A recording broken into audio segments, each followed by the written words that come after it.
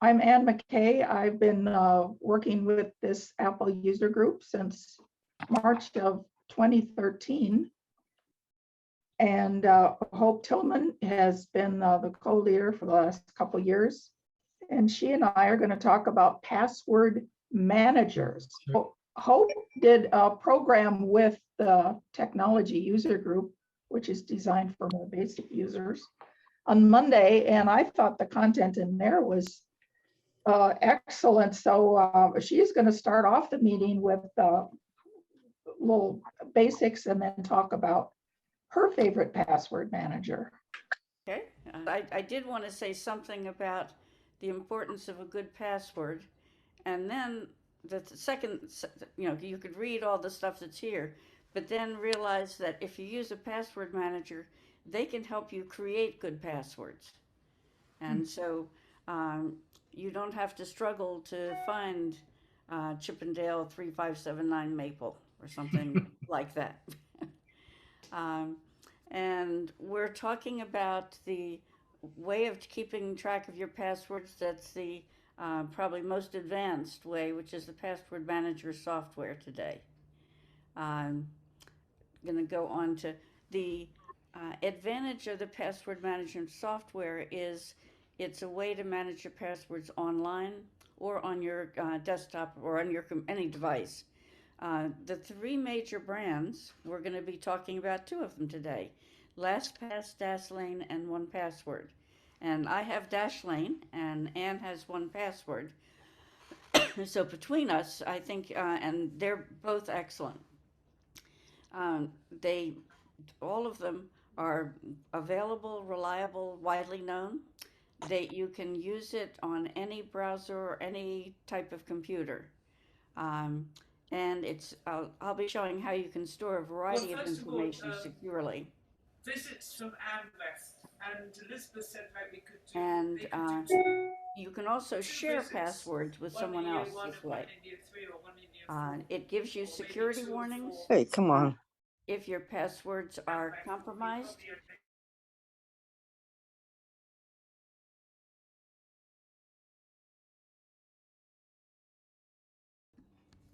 Okay, I don't know if you heard the last couple of things. One of the other things you can do is import and export passwords.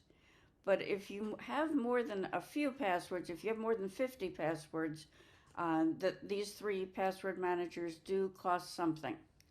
Uh, Maybe not that much, but they do cost something. So I'm going to close this PowerPoint. Actually, the easiest thing to do, I think, is to stop share for a minute. And then I'm going to talk about Dashlane, which is the password manager that I have. And I'm going to again share my screen, but this time I'm going to share it with the Dashlane software. Um, I'm still seeing the. I saw the Dashlane. Okay. Okay. Good. Okay. So let me go back there then. I thought I was still seeing the. Thought I was still seeing the PowerPoint. But you can see the software. Yes. Okay. It says Dashlane, and you've got the home button, which gets you into just passwords, notifications. If there's something going on, and I do check this regularly, if there's some major breach or something, that they'll put it right in here so that you can see, what kinds of passwords have been made vulnerable. Uh, Dashlane handles not only passwords, but any notes about things you want to have. You can put in your credit cards. You can put in personal information. You can put in your driver's license or passport. And you can share anything. The first thing I wanted to do is talk about the passwords. And let me go back to sort of the beginning of the alphabet. And you can look at these alphabetically. Um, in this case, if I pick one, I was thinking maybe I would just try to create a password. Okay, so it wants you to put in the name of something, but say you have something that's unique, and mine I'm just going to put in testlocal.com. I'm putting in something that doesn't exist, just to give you an example. And so I'm picking that, and it's going to put in my email. Now, if I don't use that email but use something else, I can always change it. And I can put in a password here. And if I'm creating it for the first time, I can generate it. And I don't like that one, so let me pick this one. See, it lets you create all sorts of things. Okay, I kind of like that one. And actually, let me go back to there again. Oops, No, we're just seeing the A through B. We're not seeing the test. Oh, you're entry. not? Okay. Yeah. So I think this is a Dashlane thing. And so if I stop share and I share and go to this screen, this is where you would create a password. And I'm going to just put in a testwebsite.com. Click that. Can you see this now? Yes. Yes. Okay. And so this is put in my email address. I can put in my password here. Okay. One of the ones you should never use, 1, 2, 3, 4, 5. It tells me it's not very good. If I don't do that, it can generate a password. Does it see this part now? Yes. Okay. So you're seeing that it's suggesting this password. I'm not happy about it, so I'm going to just look at a few others. I can change the length of the password. Oh. Or I can make it shorter.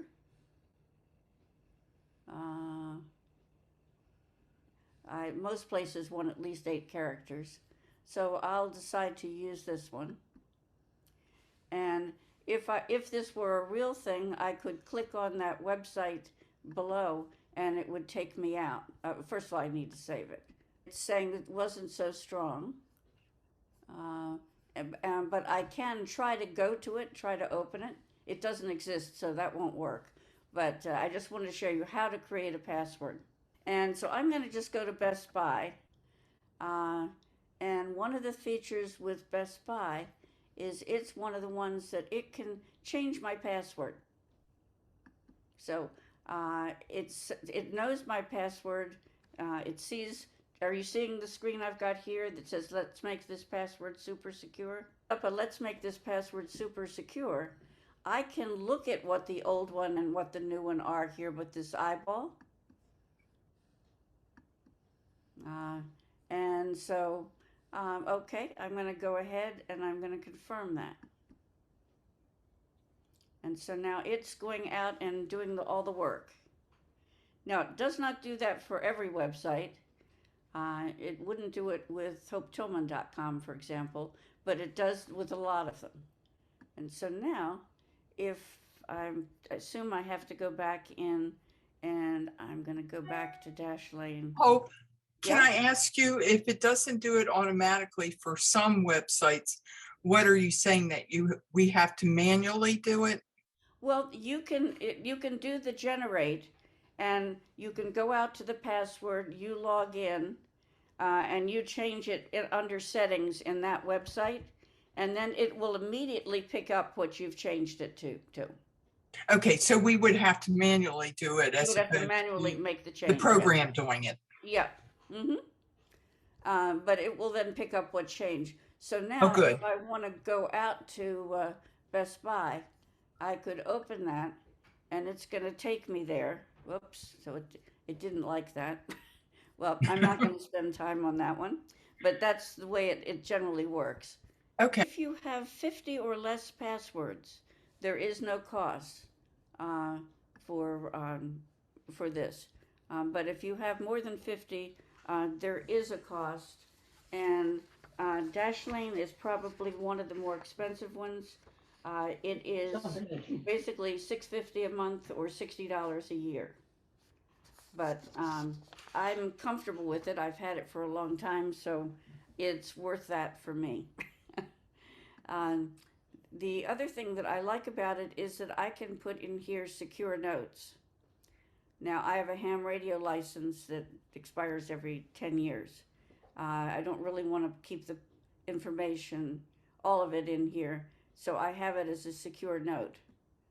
But, okay, when I look at the note, which you probably can't see unless I play around with Dashlane, with the screen share, it's reminding me now there is a password for it, and so I can go look under the license and in passwords as well. But I always had it here, so therefore I kept that. I have, for instance, here the dates of our COVID shots. I have some notes for my daughter, one of my daughter-in-law, and a couple of things here that say Walt stuff. But those are notes. If I wanted to, I can make these very secure so that then I have to put in my master passcode. The one thing with any of these password managers, you have to be able to remember one thing, one passcode to get into it. Then it will manage all the rest of your passcodes. And it's important to remember that. With Dashlane, if you do forget your password, your master password, and have a premium plan, you can work with Dashlane to get your code, all of your data back. In an earlier year, that was not the case. So if you lost that master passcode, you were really out of luck. One feature that I like very much, I'll go down. Sharing is where if there were passthing I wanted to share with somebody, I can, I can click on it and share that, but then it will show it in my sharing center. Okay, I have one item shared with Walt. Password health. This is saying the things that are reused, the things that are compromised. I have not changed my Ericsson passcode, and it has apparently been compromised, but it's only getting to my meal plan and my ability to do dining reservations, so I'm not really all that worried about it. But I have 200, and they're in good shape right now. I did do some cleanup. This talk was very good for me to do that. Dark web monitoring. If in fact you can put in your email address and it can monitor for any use of that email on the dark web, which is useful. So anyway, that's a lot about Dashlane. One of the things that I noticed when I was looking here, it works on any type of device, and you can share things with your with relatives or other people you know, which I think is another good feature of this one. So I'm going to stop sharing and turn this over now to Anne. Questions or comments for Hope? Yes, Marie. Hope, do you also write down these passwords that have been generated, or do you just totally trust Dashlane to keep all of them for you? I trust Dashlane to keep all of them for me. For one thing, the worst case scenario is I'm going to have to do a forgot password on that site. Now, I've been using Keychain. That's my son put me on it a long time ago, and I forgot how to use it. Is that just one of the many password managers? Keychain is in fact a browser password manager that works with, I believe that's with Safari. And so you have to be on the Safari browser in order to take advantage of it. But aren't all Apple appliances loaded with Safari when they come on board? Maybe, yeah, it will work. I tend to use multiple browsers. I could use DuckDuckGo, I could use Chrome. Yeah, I do and too. They will not have my passwords on it if I am relying on Keychain. Yeah, the keychain is Apple specific and it will work on your iPhone and iPad and your Safari. So if you go, I mean, I use DuckDuckGo, but that comes off the Safari presumably, right? Right, Because it's otherwise you get onto Google or something, onto Gmail. right. Okay. It will work. Yes, it will work. In And fact, I sometimes use both. okay. Marilyn, you had your hand up? I had my hand up because I did have Dashlane and I was very happy with it, except that I had to keep putting my master code in like every few days, over and over and over again. Do you have that problem, Hope? I'm used to typing that master passcode. Okay, so you had to do it too. All righty, I just wanted to know if it was normal for that to happen. Yeah, Yes. it wants to, it's actually a security thing to make sure that you're you. It's protecting you. You might want to check in your preferences to see if you can lengthen the time Yeah. Okay. for how often it asks you. I know that's possible I on some think mine websites. is 2 weeks. Oh, no, mine was every 3 or 4 days. Check your then- preferences for Dashlane. Okay. Thank you. There is a checkbox when you log into Dashlane. Yes, It says save for 2 weeks. okay, I've got it. Okay. Any other? It on my phone, my tablet, my PC, the Surface, and on my MacBook. And I have no problem. And if I'm at, say, my son's house, I can pull up a Chrome or Safari browser and use it there. I'm going to switch to talking about 1Password 7, which is another password manager. And I think that the only difference, why I'm using 1Password, that's what I started with many years ago. And I remember when Hope first came to Charlestown, she came to the Apple user meeting and she was mentioning she was using Dashlane. And I think that it's what you started with. I mean, I've No been question. using one. It's my first language. Right. That's right. And, so you're going to get the perspective of, somebody that's used this password manager for a very long time. And, I'm not going to switch because I've got a lot of energy invested in my password manager, as Hope has in Dashlane. Hey, this is the 1Password logo. It looks like a key lock. And the features are very similar to Dashlane. The information is encrypted end to end. 1Password does not see your data. And 1Password will save lots of different information, as Hope has demonstrated. And there are browser add-ons for Chrome, Firefox, Edge, Bitdefender that will allow you to use 1Password in those browsers. And the extension is already included with Safari. So you don't need an extra extension for that. Now, my favorite feature is I can use my Apple Watch to log into my password manager. And you can see here, normally you would type in the master password, but here it just asks me to double tap on the side of my watch. And since I wear my watch all day long, this is so easy to use that. Let me mention something about the master password. It has to be something that you can remember, even if you are confused one day. I do have it written down in my file folder for my executor, because that will give her access to all the bank accounts, all the passwords that I've used in the documents she will need to access upon my death. And they also will give you a secret key that you can use to access information on their website. And that secret key is also on a piece of paper hidden away in my executor's notebook. It does work with the Mac iOS. It works with the iPad OS and the iPhone.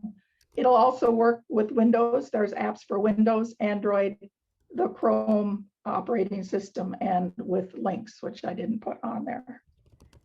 Now, one thing that Dashlane does, and also 1Password, you'll notice these are categories that you can save information. And I put on the count in preferences so you can see it would be very difficult to keep track of 928 logins.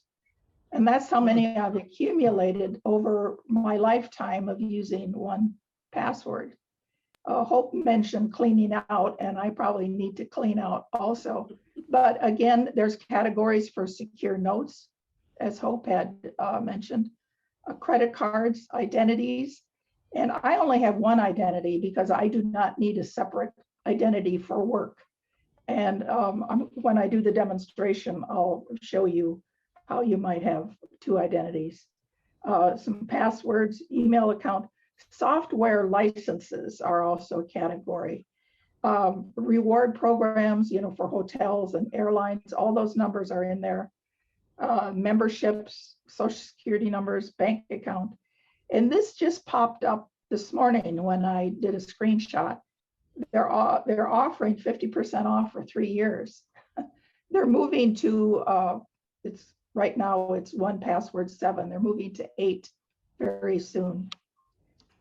The other thing that, now this is also my personal account, you'll see that I have over 1,000 items in 1Password. The Watchtower feature is similar to what Hope had talked about.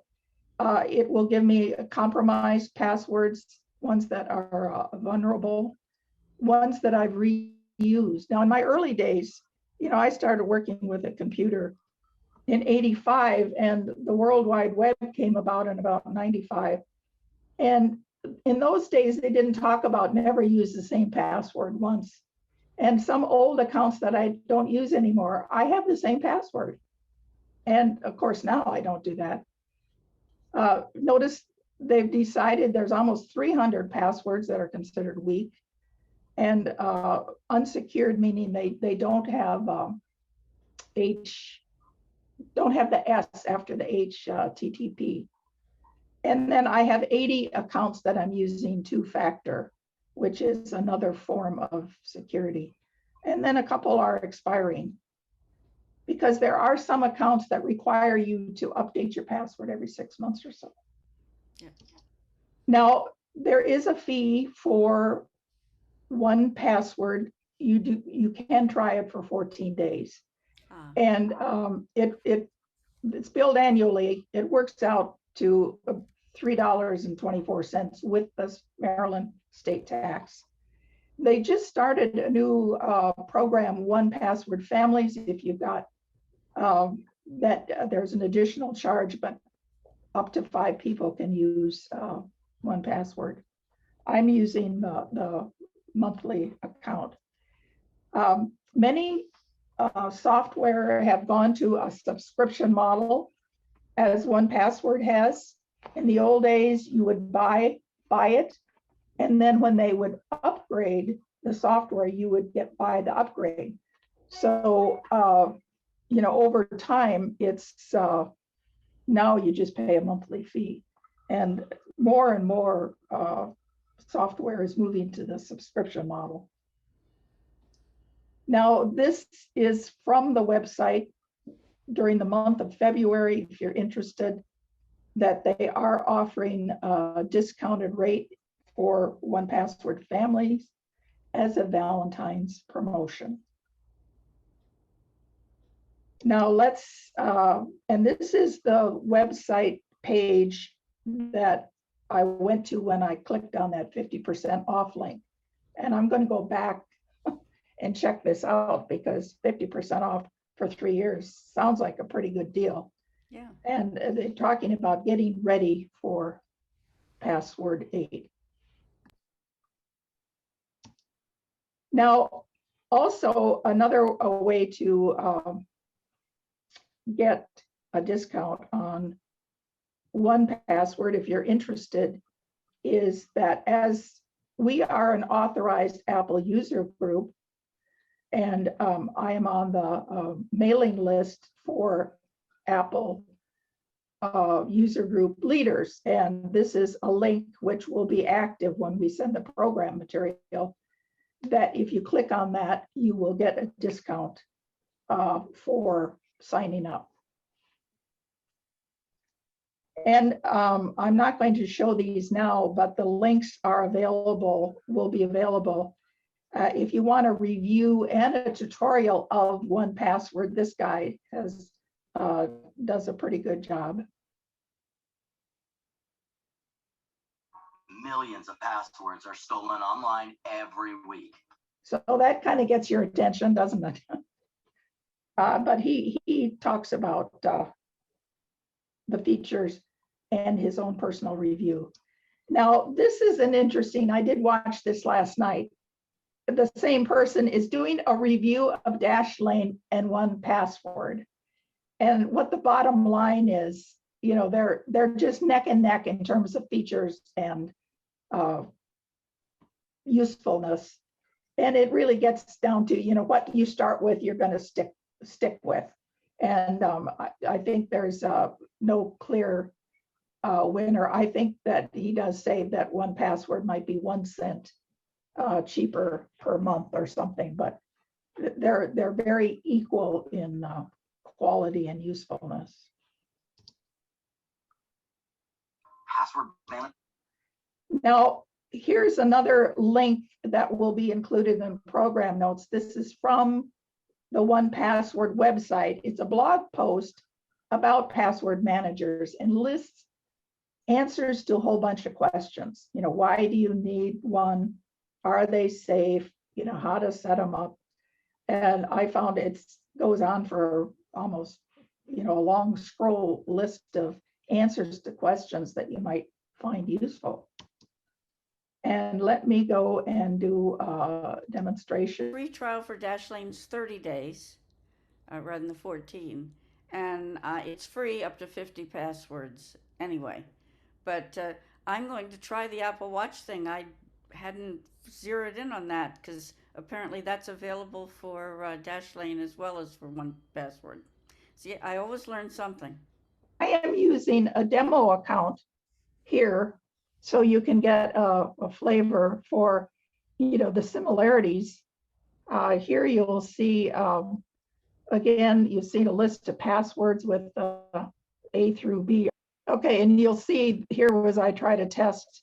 And again, the password generator somehow is not showing up on the screen here, but there should be a little gear that will automatically generate a length of passwords similar to what Dashlane does with, you can adjust the length and the type, because some passwords they recommend, you know, making word phrases, or some is just a combination of letters, symbols, and numbers. And here you can enter. I see the gear. I can see the gear. Okay, well, good. I can't. I can't. Okay, let me show you. If I double click on this, can you see all the listing along the side in black? Yes. Yeah. Yes. So here again, the Watchtower feature, the compromised. For instance, if you click on a compromised one, similar to what would be in Dashlane, you can actually see what the compromise is. And let me delete. Look at that. Get this. See the little triangle in the corner, you click on that on the drop down arrow and it will tell you what the issue is. And here it says it was affected by a security breach since you last changed your password. And then you can go in and change it and they will give you an alternate. They'll literally change it there like in Dashlane. Reused. They're saying, okay, you're all good with that one. Unsecured, and again you can look up the why it is unsecured, And here they're saying use the HTTPS if the website supports it. And again, it'll show you what ones you're using. If you two-factor, it's available. And I would recommend that you do use the two-factor if it is available. It's more of a nuisance, but if you have an Apple Watch, you can get your codes on your Apple Watch or your phone, and it's easy to get it in that way. And again, logins, secure notes. I use my secure notes for things that are important that you don't want to slip a paper where you don't remember where you filed it. It's very handy, and I have similar use as Cope has done with, the COVID information and credit cards. I keep my credit cards in there, and they're automatically filled in websites. And my identities, this particular person has 3, a business identity, which makes sense, versus a personal identity. And for forums, if you go on forums, she's got an alter ego here and using different job title. Driver's license, reward programs, software license, that has saved my bacon on more than one occasion when I needed to upgrade something and have had the license key from a previous sale. Now, tags are fairly new. I have not used tags, but that would be, if you've got a lot of passwords, it would make sense to tag them somehow. Yeah. And here's where I saw this get 50% off for 3 years just showed up this morning. Any questions so far? Anne, I do have a question. These categories that are on that you were sharing on the left-hand side of the screen, Yes. were they preloaded or did you make those categories up yourself? No, they came with one Okay. password. And were they the same for you, Hope?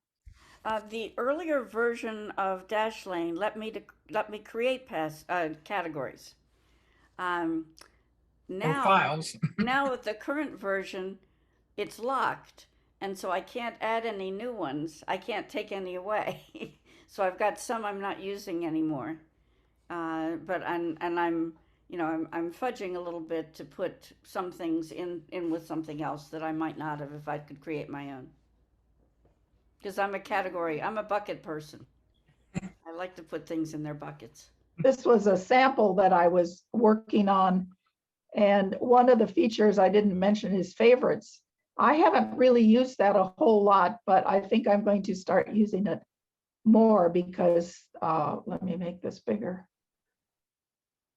You can add ones that you use a lot into your favorites categories. And the categories, in the latest version, I noticed there's an archive, and also you can add, there's a new one for medical records, which I haven't seen on my own yet, but on the website I noticed. So they're adding more categories into what you can do with one password. Show categories on Dashlane. Oops, I'm seeing something. Can you see it now? Oops. Yes. Can you see the category in the center? I'm looking at ones, for instance, for AAA, it doesn't show a category.